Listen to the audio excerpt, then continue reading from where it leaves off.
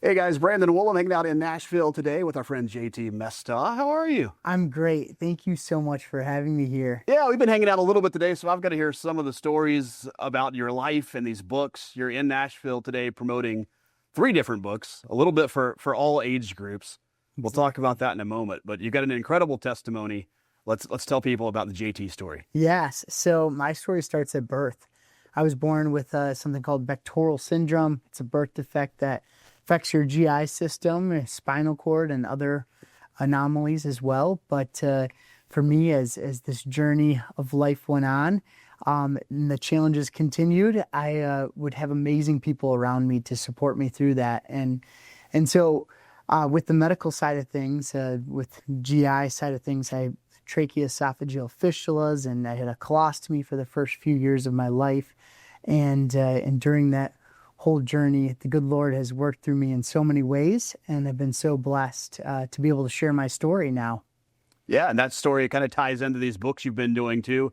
This one here, the latest one that just came out recently, you're promoting. Yes, Let's talk about that a No little Bad bit. Days here.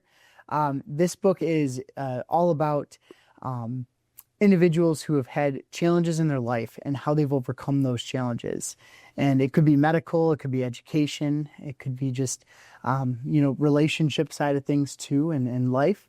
And it brings in their story and how they've overcome it with adventure and fun side of things too. And one thing I have always loved is and had a passion for, I always look at it as, my way of getting out of the naysayers, the individuals that said, JT, you won't be able to do this or do that. And that's through adventure. And so this book encapsulates some of my adventures in life, and those things can be various areas, from climbing mountains to paddleboarding 62 miles and those kind of challenges. Yeah, you've done a lot of that adventure type of thing. I've heard a lot of the stories today. Let's tell these folks some of these wild adventures that your life has taken you on the past few years. Well, I'd love to share about Kilimanjaro. Yeah. That challenge with my medical side of things, I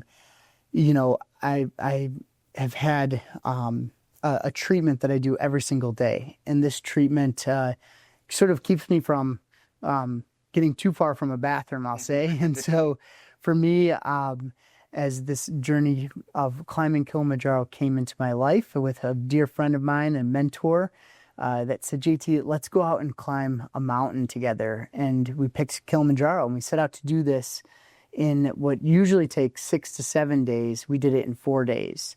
And my medical treatment we had to do along this trek.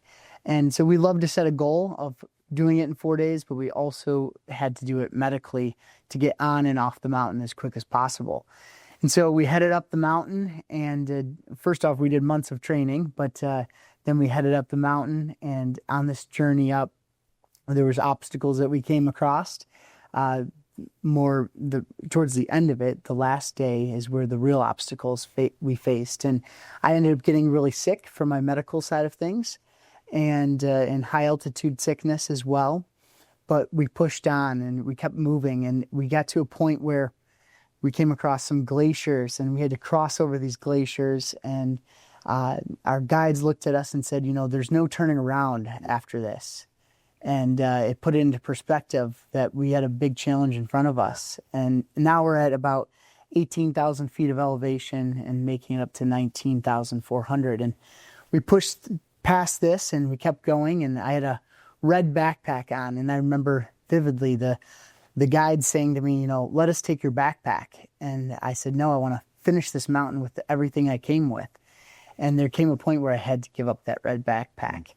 And but we made it to the summit, and I think the biggest thing for me with reaching the summit that I learned was the fact that we can't do it without our tribe, the people around us to support us and guide us and to help us, reach our goals. And the good Lord, I also talk about how it was such a spiritual moment for me reaching there, very emotional and stuff, because that was something I never thought would be possible. But the good Lord made it possible with surrounding me with people that could get me there. And so all in all, it was an amazing accomplishment that I am so happy that I was able to do. Yeah, that's a story that you're not going to meet many people that can match that. It was very fun. Yeah. So the new book, No Bad Days, this version here recently came out, but a couple years ago, there was another version of this book. What are the differences between the two versions? Exactly. So the new book is completely rewritten, and it carries my story throughout, but it has much younger individuals that are highlighted in the book. And this is a young reader's edition of No Bad Days. And so it is really tailored to the age group, I'd say from 13 to 19 years old, but it's also good for all readers that love to read and just bring inspiration and joy to their lives. Yeah, while you were in town today, you also got to read to some other young folks. You got to highlight a children's book that you've got at the Children's Hospital here in Nashville. Talk about that a little bit. Yes. So when I was in the hospital, I had a passion for drawing. And so I would draw these pictures of boats and fishing and other adventures that I loved. And so during that time, I'm also very dyslexic. And so my mom would write the words for me. I'd tell her the words and we put them down on paper. And from there, we had these books that we put away in a closet. And a few years ago, when I started my foundation, we really wanted to highlight these books and just have them for times like today, where when you go to children's hospitals, you can share these books and share the message of the foundation and the support that we can bring to them. Yeah, let's talk about the foundation a little bit. Tell folks about it and how they can help out. Yeah. So the JT Mestdagh Foundation is the name of it. And I look at it as we have three main pillars. We have the medical side, where we do medical supplies for children in need of sort of GI issues in their supplies. And then we also work with Ronald McDonald houses, and we help with their night stay programs so children and family members can stay in comfort there close to the hospital. And then the second pillar is also is education, and is near and dear to my heart too. And with my dyslexia, we help with a program called the TADM Reading Program, and we help kids learn to read and write through that. And the third pillar is the faith side of things, and we help out with Young Life and other Christian organizations across the country. And so that's a little bit of what the foundation does, but we just have so much fun doing it, and days like today are a great reminder of why I love to do what I do.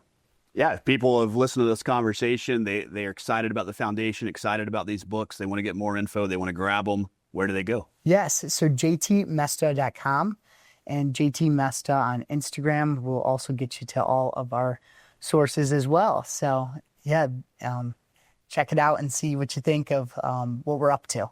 Awesome. Well, good hanging with you today. Thank you so much for having me, and for today. It was a great day. Yeah.